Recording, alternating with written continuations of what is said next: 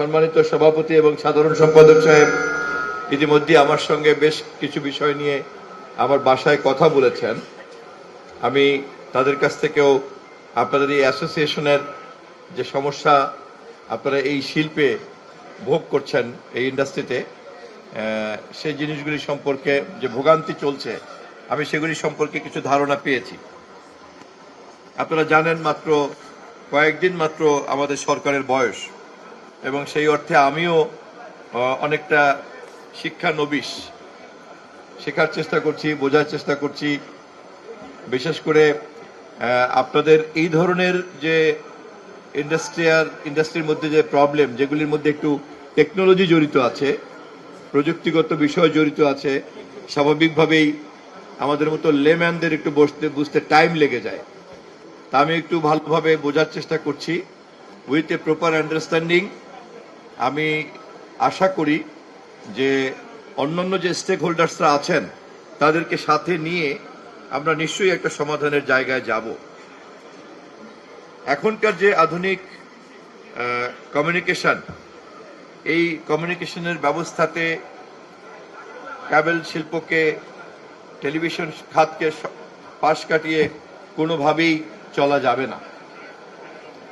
আমাদের এখানে আমাদের যে সাবমেরিন কেবলের মাধ্যমে আমাদের যে ইন্টারনেট কমিউনিকেশন বা অন্যান্য যে সমস্ত কানেক্টিভিটিগুলি আছে, এরপরে ঘরে ঘরে ঘরে ঘরে যাওয়ার জন্য আপনাদের যে অ্যাসোসিয়েশন এবং আপনাদের যে এখানে বিনিয়োগ, আপনাদের যে উদ্যোগ এবং আপনাদের যে সম্মিলিতভাবে এই শিল্পকে বাঁচিয়ে রাখার চেষ্টা, এটা খুবই স্বাভাবিক। এটা খুবই স্বাভাবিক। তথ্যমন্ত্রী হিসাবে আমার দায়িত্বই হবে যে এই ধরনের শিল্প খাতে সংশ্লিষ্ট সমস্ত পক্ষগুলির কাছ থেকে আমি যার যার অ্যাঙ্গেল থেকে সমস্যাগুলিকে প্রথমে বুঝতে চেষ্টা করব এবং বোঝার পরে সম্মিলিতভাবে একটা সমাধান বের করব। বিশেষ করে বিটিআরসি এবং আপনাদের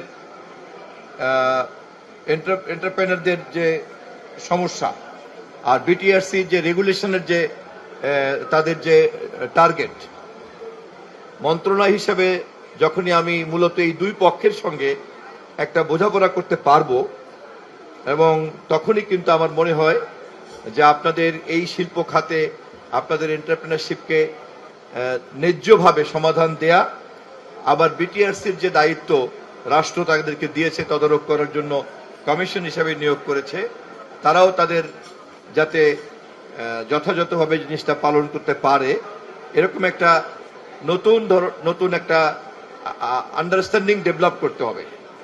এবং আমি নিশ্চিত যে কোনো পক্ষই এখানে কোনো ধরনের ক্ষতির মধ্যে পড়ার কোনো আমি কারণ দেখি না।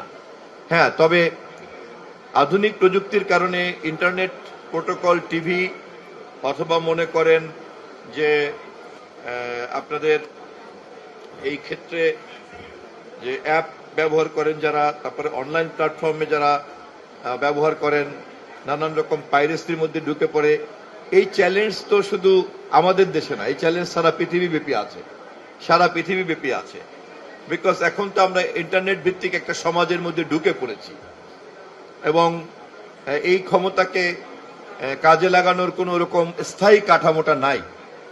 যে কোনো একজন হ্যাকারও অনেক সময় অনেক বড় ধরনের ক্ষমতার মালিক হয়ে যেতে পারেন, এবং যে কোনো ধরনের একটা সিস্টেমের মধ্যে কিন্তু ঢুকে যেতে পারেন, যেহেতু পুরো ব্যাপারটাই একটা তথ্য প্রযুক্তি বিষয়।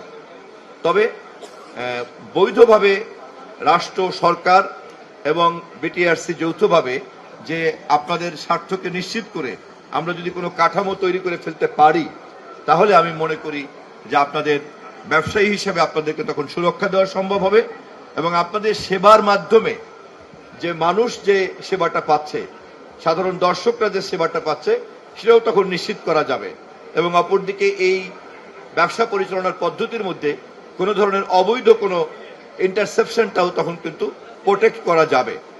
তা আমি আমার বক্তব্য শেষ করার আগে আমি আবারও আপনাদেরকে অনুরোধ করব, আমি বলেছি একবার যে যতটুকু প্রযুক্তিগত বিষয় জড়িত আছে এটা কি সাজিয়ে আমাদের সামনে উপস্থাপন করবেন আপনারা। এই জন্য আমি অনুরোধ করছি, যদি দরকার হয় আপনারা আপনাদের পক্ষ থেকে দুই একজন বিশেষজ্ঞকে আপনারা কাজে লাগাতে পারেন, কারণ আপনাদের এই কথাগুলিকে নিয়েই আবার বিটিআরসির সঙ্গে আমাকে বসতে হবে। তো তখন যেন আমরা ত্রিপাক্ষিকভাবে জিনিসটাকে সমাধান করতে পারি। আমি শুধু এতটুকু প্রতিশ্রুতি ঘোষণা করতে চাই যে কোনো ধরনের ব্যবসায়ী উদ্যোগকে সুরক্ষা দেওয়াই হবে আমাদের সরকারের কাজ। সঙ্গত কারণেই আপনাদের এই কেবল টিভি শিল্প খাতে আপনারা যারা ইতিমধ্যেই বিনিয়োগ করে বসে আছেন, আপনাদেরকেও সুরক্ষা দেওয়ার দায়িত্ব আমাদের। আপনাদের ব্যবসা পরিচালনার পদ্ধতিটাকে শুধুমাত্র সরকার কর্তৃক ঘোষিত রেগুলেশনের মধ্যে আনাটা কাজ। আপনার ব্যবসার স্বার্থ এবং সরকারের রেগুলেশন এই দুটোর যখন একটা হ্যাপি ম্যারেজ ডেভেলপ করা যাবে, আমি মনে করি তখন আর কোনো সমস্যা থাকবে না। এই মিউচুয়াল ইন্টারেস্টের পয়েন্টটা তৈরি করার জন্য আমি আপনাদের সঙ্গে ভবিষ্যতে আরো কথা বলবো। সবাইকে ধন্যবাদ, সবাইকে সালাম, খুদা হাফেজ, বাংলাদেশ জিন্দাবাদ।